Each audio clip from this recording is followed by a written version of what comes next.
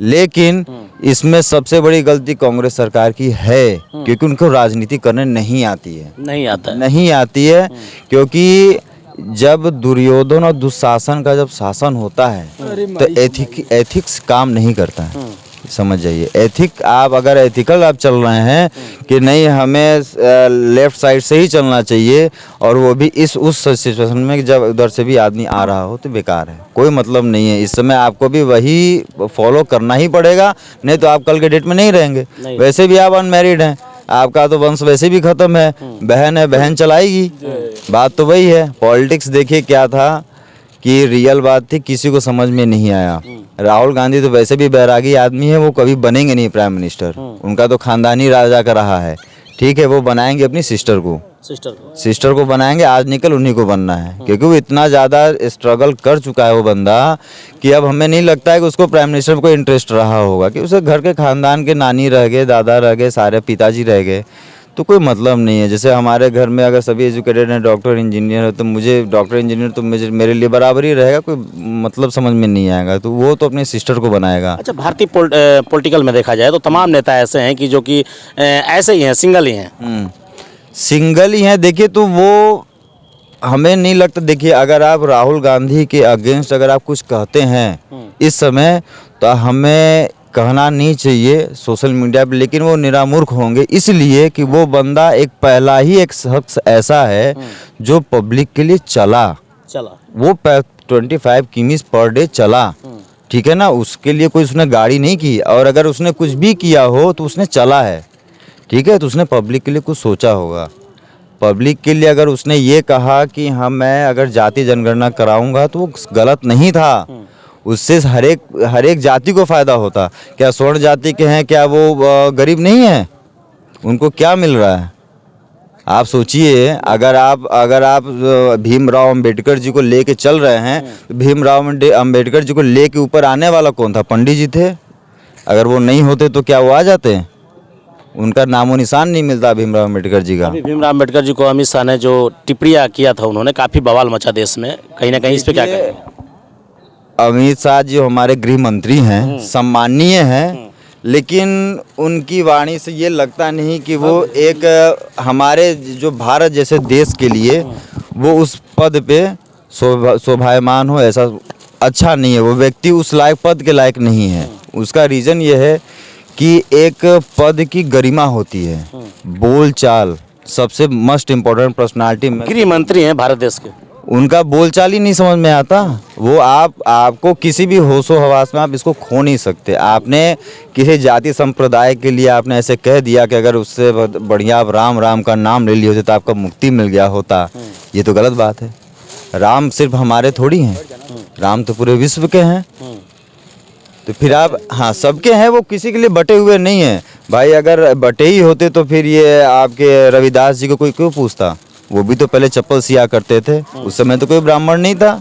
ये ऐसा भी उस समय बहुत कुछ चलता था। लेकिन एक बात ये जान लीजिए, इस समय की जो सरकार ये कर रही है, ठीक है, सनातन के लिए अच्छा है, मुझे ये देख के भी बड़ी अच्छा लगा। लेकिन ग्राउंड रिपोर्ट ये है कि जो नॉर्मल पब्लिक हैं उनके लिए कोई फैसिलिटी नहीं है। अभी इस साधु महात्माओं की वीडियो वायरल हो रही है, जो सेकेंड क्लास के साधु महात्मा हैं, जो अपना झुग्गी टाइप में बना कर रह रहे हैं, धूनी जला रहे हैं, उन लोग का वीडियो सोशल मीडिया पर देखने को मिली कि वो बवाल काट रहे हैं, सरकार को निशाना भी साध रहे हैं कि हमारे लिए कोई व्यवस्था नहीं किया गया है। आप मुझे ये बताइए कि जैसे भी आप इसमें एंट्री किए होंगे ठंड के मौसम में, अलाव वगैरह कहीं दिखाई दिया? अलाव तो मैंने देखा, लेकिन हमें चेक पोस्ट के पास ही दिखा, नॉर्मल पब्लिक के पास तो नहीं कहीं में अलाव दिखा। वो प्रशासन के लिए, हाँ, वो प्रशासन अपने पास ही रख लिए, जबकि ऐसा तो नहीं होगा कि होगा सबके लिए, लेकिन उन्होंने उतना नहीं किया, नहीं ध्यान दे पाए। रस भी बहुत ज़्यादा है, उनको भी ज़्यादा नहीं कुछ कह सकते हैं। लेकिन इसमें मेन अगर है तो लीडर को ही हम बोलेंगे। उसके नीचे के सिपाही, अगर जीत होगी तो सरकार की होगी, हार भी होगी तो उन्हीं की होगी। महाकुंभ को दिव्य कुंभ जो कि तमाम नामों से अलर्ट कर दिया गया है और तमाम सिस्टमों पे इसको दिखाया जा रहा है। कहीं ना कहीं विश्व में डंका बज रहा है महाकुंभ को लेकर, लेकिन जो यहाँ पर व्यवस्थाएं धरातल पे दिख रही है, ये काफ़ी दयनीय लग रही है। दयनीय है ही। देखिए, ये हमारे देश की बात छोड़ दीजिए, ये तो जो है अपने घर की बात है। बाहर में अभी अमेरिका के राष्ट्रपति ने सबको इनविटेशन दिया, हमारे देश के प्राइम मिनिस्टर को नहीं दिया। कितनी शर्म की बात है। जिस देश का प्राइम मिनिस्टर जब गया यूएनए में तो वहाँ के सभी ने उनको स्टैंडिंग ओवेशन दिया, डॉक्टर मनमोहन सिंह जो हमारे पहले रहे हैं, और आज हमारे ही देश को कोई इनविटेशन नहीं दे रहा है। क्या गरिमा रहेगी? हमारे पासपोर्ट की जो लिमिट थी वो 98 पे आ गई, या शायद 88 पे इस समय उसका चल रहा है। क्या हम लोग का है स्टेटस, क्या है? आपके अगर बगल के पड़ोस के देश में अगर इन्फेक्शन वायरल हो रहा है, फैल रहा है सब जगह, आपको पता नहीं चला? आपके इंडिया में कैसे आ गया? आपका विदेश मंत्रालय क्या कर रहा था? क्यों नहीं वहाँ पे रोक लगाई आपने? तमाम टीमें हैं, WHO तमाम धरातल पे वर्क करती है। WHO तो मान लीजिए वर्ल्ड से चल रहा है, आपका विदेश मंत्रालय क्या कर रहा था? आपका पड़ोसी ही वहाँ अब है, कुछ पता ही नहीं। सवाल तो बनता है, बिल्कुल बनता है। या आप सिर्फ और सिर्फ धर्म के लिए चल रहे हो? अच्छा, एक वीडियो और भी वायरल हो रही थी सोशल मीडिया, बड़े चैनल पे देखने को मिल रहा था, टेलीविजन के माध्यम से, कि दिल्ली में लॉकडाउन की हालात बनते हुए नजर आ रहे हैं, चुनाव भी आ रहा है।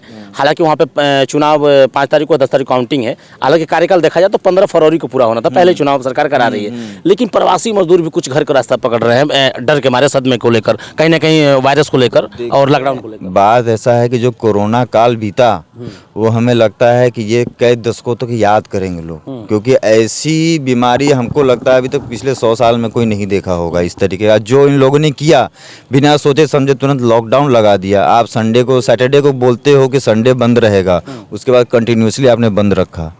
तो कोई भी एक नॉर्मल, आप जैसे डेली कमाने वाला आदमी है तो वो तो पर डे कमाएगा ना, वो कहाँ से अपना करेगा भाई? बहुत लोग मरे हैं। आप जो टीवी पे दिखाया आपने वो बहुत कम दिखाया। गंगा में लाशें बहती हुई दिखी हैं हमें, हम भी घाट पे रहते हैं, हमने देखा है। वो आप नहीं भूल सकते हैं। तो लोग के दिल में वो डर है, आज भी है। मतलब देश को याद है और देश सवाल करेगा, जनता सब जानती है। बहुत लोग बिछड़े हैं आपके हमारे, कोई ऐसा दुनिया में है ही नहीं इस समय इंडिया में कि उसके कोई एक अपने परिचित उसके नहीं गए कोरोना में। जो फर्स्ट में नहीं गए वो सेकंड में तो गए ही गए हैं जरूर। क्या लग रहा है, वो दहशत फिर कायम रहेगा या फिर बीमारी का जैसे भी हो? एनीवे, क्या लग रहा है कि दिल्ली में लॉकडाउन के बाद इधर भी आएगा, कुंभ के बाद? आना ही है, निश्चित है, एकदम निश्चित है। ये तो देखिए, जैसा कि WHO बता रही है कि ये हवा के द्वारा फैल रहा है, ठीक है? तो हवा के द्वारा तो हवा तो सब जगह फैल रही है इस समय, तो आएगा कुछ नहीं। अपनी इम्यूनिटी बना के रखिए, बढ़िया दूध में हल्दी डाल के पीजिए खूब बढ़िया से, महादेव का नाम लीजिए, कुंभ का स्नान कीजिए। है सरकार तो दावा करे कि छोटे बच्चे और बुजुर्ग लोगों को ज़्यादा पकड़ रही है। नहीं, देखिए सरकार जो कह रही है अगर वो करती तो फिर कोई उनका आलोचना नहीं करता, ठीक है? अगर सरकार ने अच्छे काम किए हैं तो उनकी बात रखी भी गई है, ठीक है? आप साम दाम दंड भेद ही करा के आप चुनाव जीते हैं, ऐसे आप नहीं जीत सकते थे। ग्राउंड रिपोर्ट हम भी देखते हैं, हम भी जगह जगह घूमे हैं, उनके जीतने कोई चांस नहीं। ईवीएम का खेला हुआ है, ईवीएम का स्वाभाविक है। आपने देखिए स्ट्रेटेजिकल बात यह है ना कि आपको पता ही नहीं कि ईवीएम से खेला कैसे होता है।